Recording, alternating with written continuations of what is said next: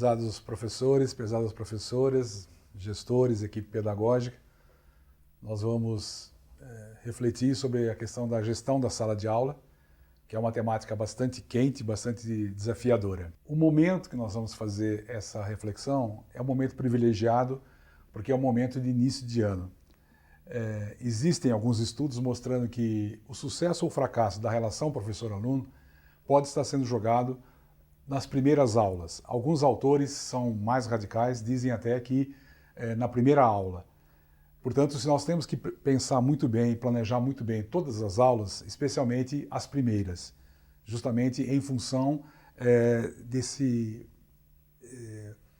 todas as forças, de todas as expectativas, de todas as impressões que vão daí serem desencadeadas. Portanto, o cuidado com o planejamento, não só na maneira de receber os alunos, na preparação na preparação da classe, da preparação do material, mas, sobretudo, uma disposição interior para acolher esses alunos com os quais nós vamos trabalhar aí durante o semestre, durante o ano. Esse, portanto, é um momento bastante importante, bastante delicado do nosso trabalho. E fazer uma reflexão sobre a gestão da sala de aula, acho que é bastante pertinente, apropriado para esse momento. Todos nós sabemos que a sala de aula, como qualquer outra prática social, ela tem uma história, ela tem uma configuração. Esse modelo que nós temos hoje, essa forma de ser predominante da aula, nem sempre foi assim, né? Muitas vezes as pessoas falam, a sua escola é medieval, a sua aula é medieval. Eu costumo dizer que, cuidado, porque em alguns casos, quando você diz isso, você pode estar ofendendo os medievais. Porque algumas práticas medievais, algumas práticas escolares medievais, eram mais avançadas, do meu ponto de vista, do que algumas que nós temos hoje. Por exemplo, a questão, como nós não tínhamos ainda configurado o ensino simultâneo, essa coisa que nós temos hoje, que é tão comum hoje, de um professor falando para a classe toda, nós tínhamos o ensino individual, onde o mestre ia recebendo um aluno de cada vez, né, tomando a lição, orientando, e enquanto isso os outros ficavam estudando. Ou seja, certas salas de aula, há 900 anos atrás, há 1000 anos atrás, era um espaço mais de estudo do que de aula, ao contrário de hoje em dia. Muitas vezes nosso espaço é muito áulico, é o professor falando e o aluno ouvindo ou fingindo que está ouvindo, né? Então nós temos aí, é importante lembrar dessa configuração histórica. E nesse momento em particular, com todo o avanço das tecnologias, né, as tecnologias da comunicação, nós temos aí o vislumbre de outras formas de possibilidade, porque cada vez mais vai ficando claro, nós já tínhamos isso com o livro didático, né? Aliás, entre aspas, essa ameaça começa com a imprensa, porque vocês sabem, na escola medieval os livros eram raríssimos, né? As cópias eram feitas, etc. Então, quando se desenvolve a imprensa, já foi aquela será que agora o saber o professor vai deixar de existir, porque agora tem o livro, etc.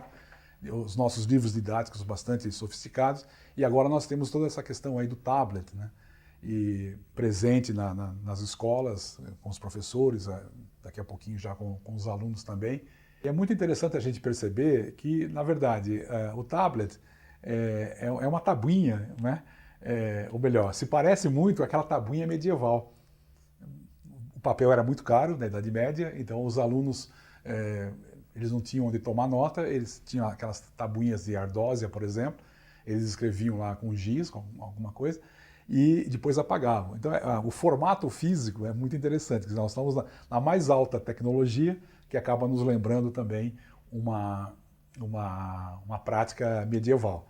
Mas o fato é que esse tipo de tecnologia pode nos ajudar a reinventar a sala de aula, nesse aspecto de que o professor não é a única fonte de referência, o aluno pode ter acesso às informações de diferentes momentos, em diferentes espaços, não só na sala de aula e não só na escola.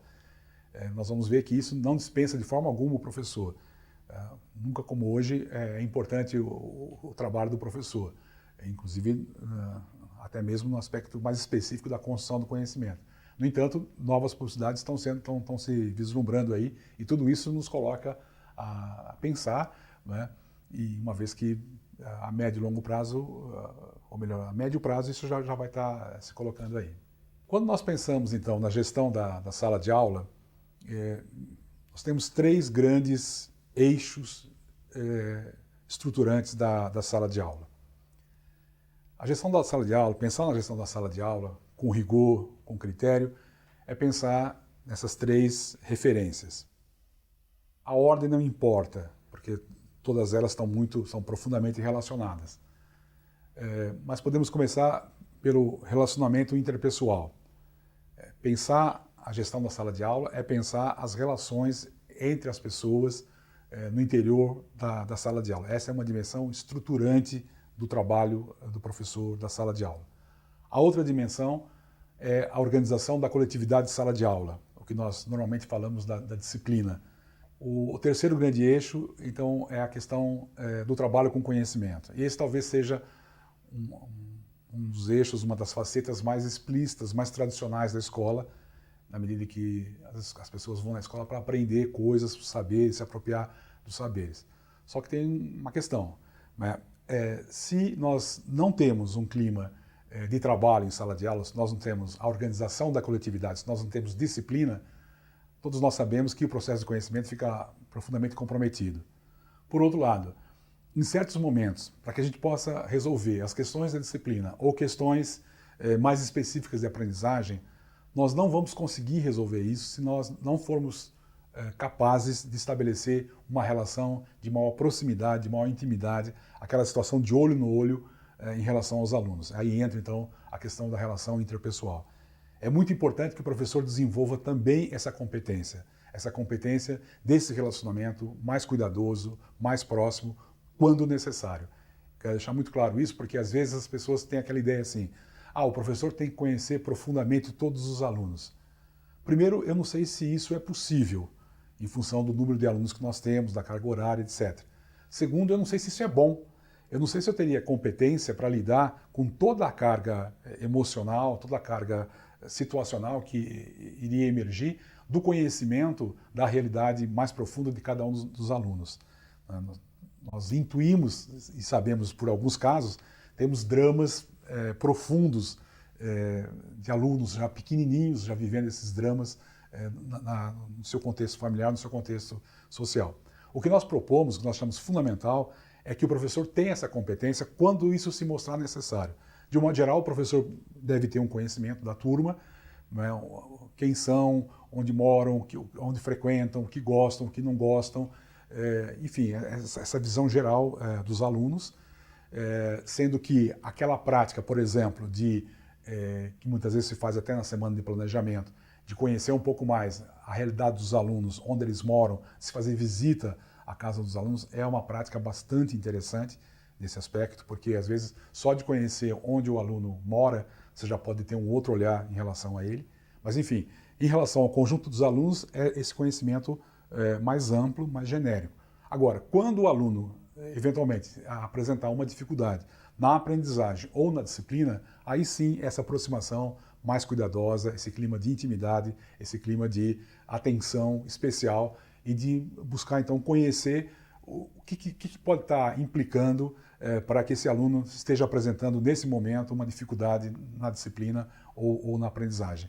Essa capacidade de relação interpessoal é fundamental para o professor. É muito importante que o professor preste atenção no aluno.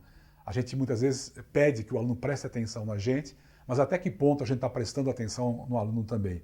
Então, e isso para esse olhar sensível, esse olhar de respeito, esse olhar de acolhida, e eu insisto, especialmente nesses momentos onde aparecem aí situações problemáticas na disciplina ou na aprendizagem. Às vezes, o professor não consegue, por uma série de fatores até inconscientes, de transferência, contra-transferência, empatia, antipatia, às vezes o professor não consegue.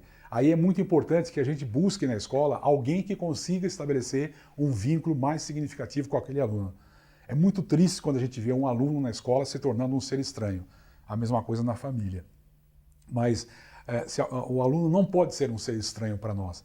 Se nós temos alguma dificuldade na relação com ele, nessa relação mais próxima, quando necessário, é importante que a gente encontre quem é que consegue na escola uma relação mais próxima com ele.